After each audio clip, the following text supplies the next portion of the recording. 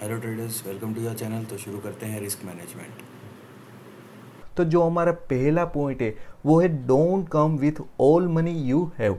अभी इसका मतलब क्या होता है? इसका सिंपल सा मतलब है आपके पास जितने पैसे वो सभी पैसे एक साथ इसमें लेके नहीं आने।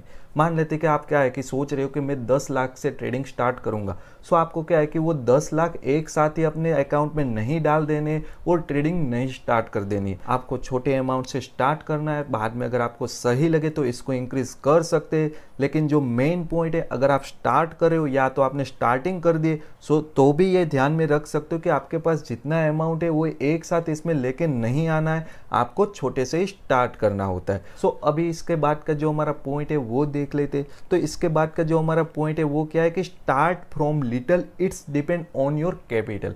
आगे हमने बात कर ली कि आपको छोटे अमाउंट से स्टार्ट करना होता है। ऐसा नहीं है कि जितना आपके पास कैपिटल है वो सभी कैपिटल इसमें लेके आ रहे हो। बाद में क्या है कि it's depend on your capital. अभी इसका मतलब सिंपल है, आपको किसी को देखना नहीं कि वो इतने से ट्रेडिंग कर रहा है तो मैं भी इतने से स्टार्ट कर दूँ, वो इतने से करे तो मैं भी इतने से स्टार्ट कर दूँ।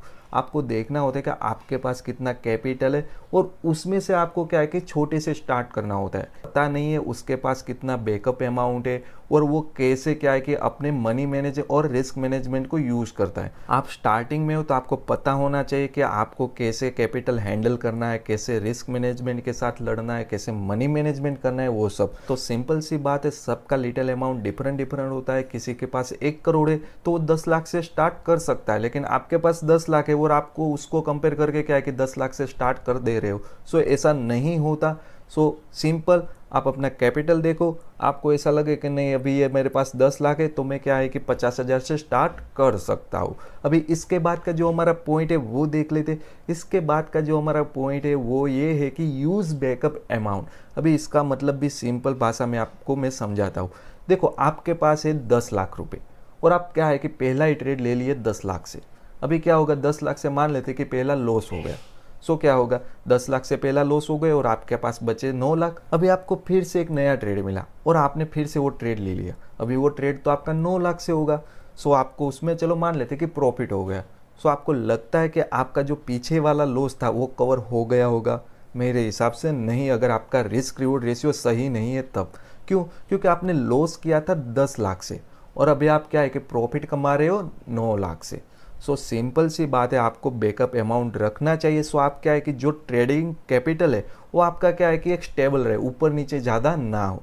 सो अभी बात कर लेते कितना हमें बैकअप अमाउंट रखना चाहिए। मैं मेरी ये पर्सनल बात करो, आप अपने हिसाब से ऊपर नीचे कर सकते हो।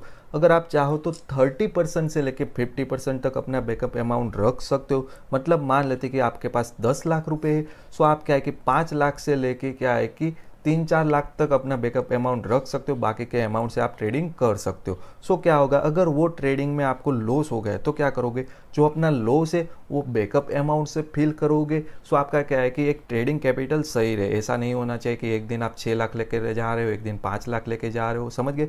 सो जो लॉस हो रहा है वो बैकअप अमाउंट से फिल करना है। अगर प्रॉफिट होता है तो फिर से बैकअप अमाउंट में डाल देना है। बाद में एक ऐसा टाइम आएगा अगर आप प्रॉफिटेबल हो तो क्या है कि अपना ट्रेडिंग कैपिटल है वो इंक्रीज करना चाहो तो कर सकते हो। इसके बाद का जो हमारा पॉइंट है वो देख लेते। वो क्या है कि वॉच योर प्रोग्रेस। अभी आपको क्या है कि देखना पड़ेगा कि आप क्या कर रहे हो। आप ऐसा नहीं होना चाहिए कि आप लॉस ही लेते जा रहे हो फिर भी कुछ देख नहीं रहे हो। अगर आप अपनी प्रोग्रेस देखोगे तभी तो आपको पता चलेगा आप क्या मिस्टेक कर रहे हो। अगर आप तो उसमें से कुछ निकालो। ऐसा नहीं होना चाहिए कि आप कुछ लॉस हो रहे फिर भी कुछ कर नहीं रहे हो, ओनली देख ही रहे हो, समझ गए।